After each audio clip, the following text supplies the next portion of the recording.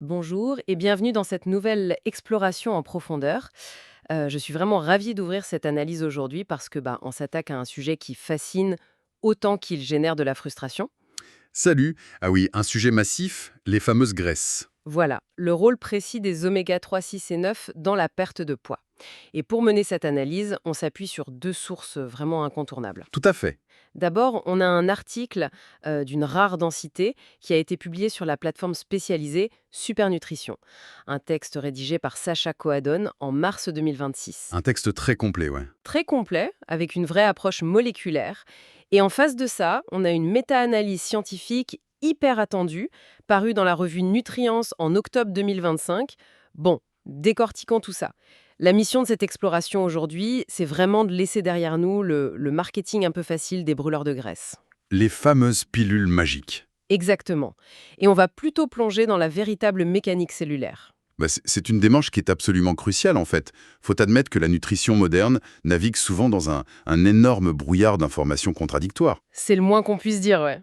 Et quand on examine la littérature, ça devient évident qu'il faut séparer les mythes commerciaux de la biologie métabolique pure. Les acides gras, c'est pas juste des calories mortes. C'est ça l'accroche de notre première source. L'article de Supernutrition offre un fait assez surprenant. Sacha Coadon utilise une analogie que je trouve brillante. Il compare certains acides gras à une véritable télécommande pour nos cellules graisseuses. C'est là que ça devient vraiment intéressant. L'image est excellente. Ouais, parce que ça déconstruit l'idée reçue que la graisse n'est qu'un poids mort. Évidemment, les omégas ne brûlent pas directement les calories. On rappelle la base, la thermodynamique. 1 gramme de lipides, c'est 9 calories. Toujours 9 calories, oui, le déficit calorique reste la règle mathématique. Voilà, ça ne remplace pas un déficit, mais cette histoire de télécommande métabolique montre que les acides gras polyinsaturés ciblent les adipocytes, donc nos cellules qui stockent le gras, pour leur donner des ordres. Ce qui est fascinant ici, c'est précisément ce mécanisme d'action membranaire. En fait, la télécommande, c'est la fluidité des membranes cellulaires. C'est-à-dire, Imagine que chaque cellule de ton corps a une enveloppe. Quand tu consommes les bons acides gras, cette enveloppe reste souple, fluide. Et si la membrane est fluide, les récepteurs hormonaux, surtout ceux de l'insuline, s'emboîtent parfaitement. et donc le message passe mieux. Exactement. Le corps comprend le signal. Il se dit « Ok, l'insuline fait son travail, je peux relâcher l'énergie stockée ». C'est ce qu'on appelle la lipolyse. Au lieu de tout verrouiller sous forme de triglycérides. C'est fou parce que ça permet de ne plus voir la graisse comme un simple bout de lard inerte, quoi. C'est un tissu actif qui écoute les signaux qu'on lui envoie à chaque repas. C'est un organe endocrinien à part entière, oui. Du coup, ça nous amène directement au grand déclencheur de tout ce système. Le fameux oméga 3. Le héros de l'histoire, on pourrait dire. C'est ça. Le texte de Supernutrition détaille 4 leviers métaboliques hyper précis liés aux oméga 3, particulièrement l'EPA et le DHA. Le premier levier, c'est la réduction de l'inflammation. L'inflammation chronique de bas grade, oui, c'est le barrage numéro 1 à la perte de graisse. L'EPA est vraiment crucial ici, parce qu'il agit comme un extincteur. Si le tissu est enflammé, il refuse de libérer ses réserves, peu importe le déficit calorique qu'on s'impose. Et le deuxième levier mentionné, c'est la fameuse sensibilité à l'insuline dont tu parlais. Ouais, une meilleure utilisation du glucose. Ça permet d'orienter les nutriments de manière stratégique. L'insuline fonctionne bien, donc le glucose sanguin va nourrir le muscle en priorité plutôt que d'être transformé en graisse. C'est la partition des nutriments. Ce qui est hyper logique pour préserver sa composition corporelle. Et ça rejoint le troisième levier, rentraine, la combustion. L'article parle d'une augmentation de l'oxydation lipidique. Et de la fonction mitochondriale. En fait, l'EPA et le DHA vont littéralement aider les usines énergétiques de nos cellules, les mitochondries, à tourner à plein régime. La dépense énergétique au repos augmente légèrement parce que le système est optimisé. Et enfin, le quatrième levier, c'est la préservation musculaire. Ça, c'est indispensable quand on cherche à perdre du poids, pour éviter que le métabolisme de base ne s'effondre. Tout à fait. Préserver le muscle en déficit calorique, c'est ce qui différencie un régime réussi d'un désastre métabolique. Et c'est là que l'étude de la revue Nutrients d'octobre 2025 apporte la validation clinique. Oui, j'allais y venir. L'étude est super claire sur les dosages. On n'est pas sur une petite gélule de temps en temps, hein. Ah non. Les données prouvent qu'il faut franchir une dose de plus de 2000 mg par jour d'EPA et de DHA combinés pour voir une vraie différence. C'est à ce niveau-là qu'on réduit drastiquement l'inflammation du tissu adipeux. Et c'est là qu'on tombe sur un débat super épineux soulevé par nos sources, la qualité et la provenance de ces oméga 3.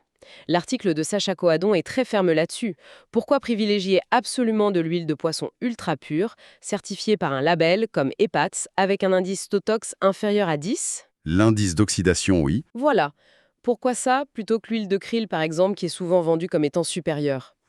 C'est une excellente question technique. En fait, les promoteurs du krill ont raison sur un point biochimique. Les acides gras du krill sont liés à des phospholipides, donc ils sont mieux absorbés par l'intestin. Ok, donc la biodisponibilité est meilleure. Oui. Mais le problème, c'est la concentration. L'huile de krill est naturellement très pauvre en EPA et DHA. Si on veut atteindre les fameux 2000 mg par jour exigés par la littérature scientifique pour débloquer le métabolisme, il faudrait avaler une quantité astronomique de gélules de krill. Ça coûterait une fortune et ce serait indigeste. Exactement. L'huile de poisson ultra pure, à condition qu'elle ne soit pas oxydée, donc ce fameux indice Stotox bas, permet d'apporter la bonne dose thérapeutique sans avaler 20 pilules. D'accord, c'est du pragmatisme en fait. Mais il y a un autre défi que l'article mentionne, et ça concerne beaucoup de gens aujourd'hui, c'est le défi végétalien. Le problème de l'acide alpha-linolénique, là est là. C'est ça, ceux qui consomment des graines de lin ou des graines de chia pour leurs oméga 3. L'article explique que notre corps peine vraiment à convertir cet ALA d'origine végétale en EPA et DHA, qui sont les vraies formes actives. C'est un vrai goulet d'étranglement enzymatique. L'humain n'a pas la machinerie adaptée pour faire cette conversion efficacement. On parle d'un taux de conversion qui dépasse rarement les 5%. C'est minuscule. Ouais. Donc pour atteindre 2000 mg d'EPA-DHA, avec des graines de lin, c'est virtuellement impossible. Il faut passer par des suppléments de microalgues spécifiques si on veut rester sur du végétal. Alors, qu'est-ce que tout cela signifie pour notre alimentation quotidienne au global? Parce que si on a ce problème avec les oméga 3, il y a un autre acteur dans l'histoire qui vient complètement saboter nos efforts, l'oméga 6. Ah, la brute de l'histoire. C'est vraiment le terme. L'article de Supernutrition introduit le choc des ratios. Et les chiffres ils font peur en fait. Anthropologiquement, on devrait avoir un ratio oméga 3 sur oméga 6 d'environ 1 pour 1 ou 1 pour 4 maximum. Un équilibre parfait.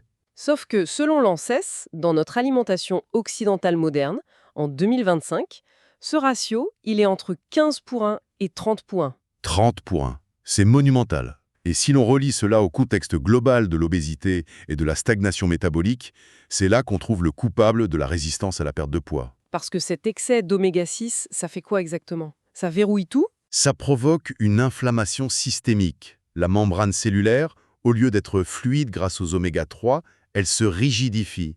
L'excès de 6 crée une résistance à l'insuline et verrouille littéralement le stockage des graisses. Le corps est en état d'alerte inflammatoire permanent.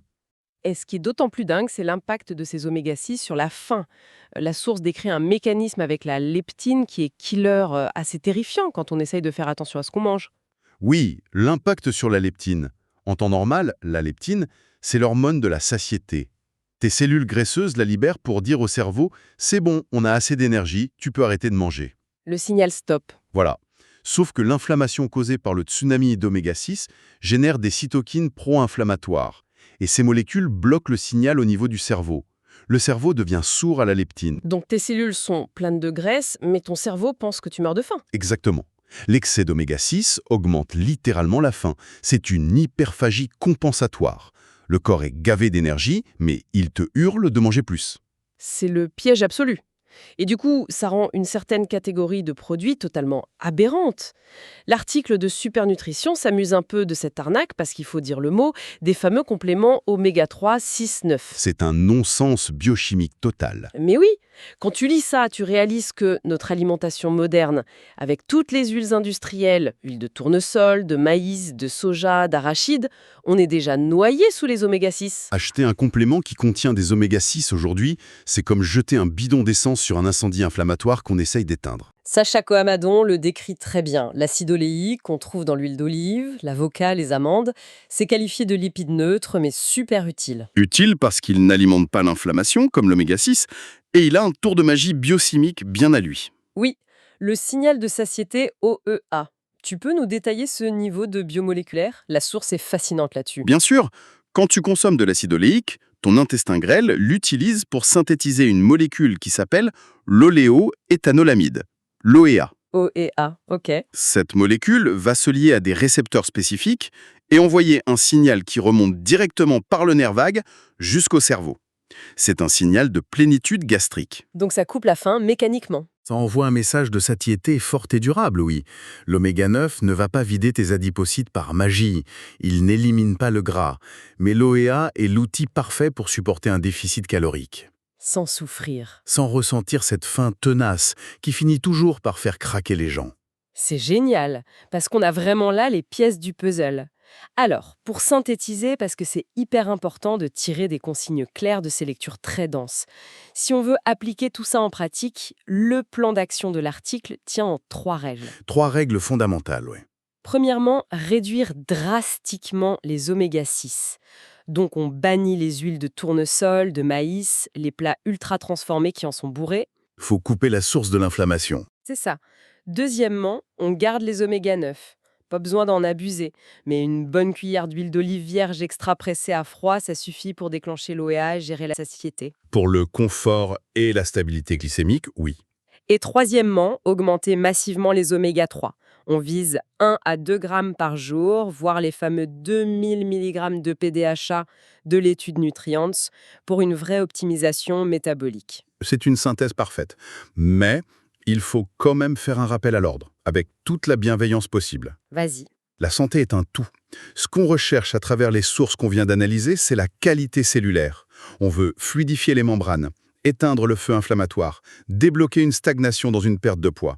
On répare la machine en gros. Voilà. On remet la communication hormonale en marche. Mais tout ça ne dispense absolument d'aucune façon de l'activité physique et d'un équilibre calorique global.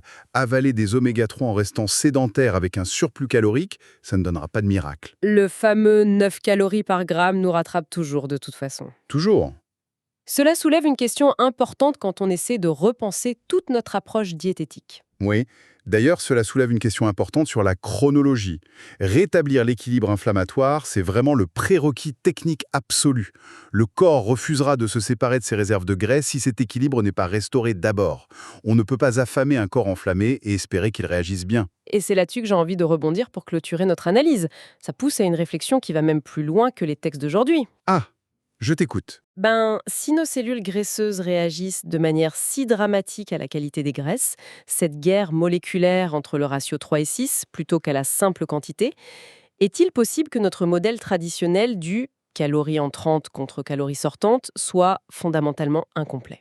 Incomplet dans le sens où il ignore le signal cellulaire. Exactement.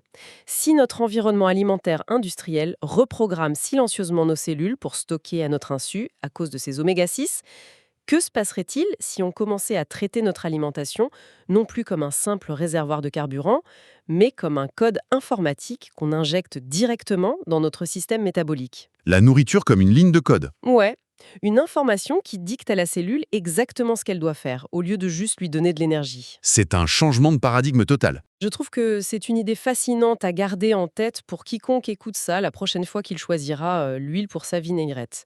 En tout cas, c'est la fin de cette plongée au cœur des sources pour aujourd'hui. Merci pour cet échange, c'était passionnant. Merci à toi et à très vite pour une nouvelle exploration de ces mécaniques qui nous font vivre.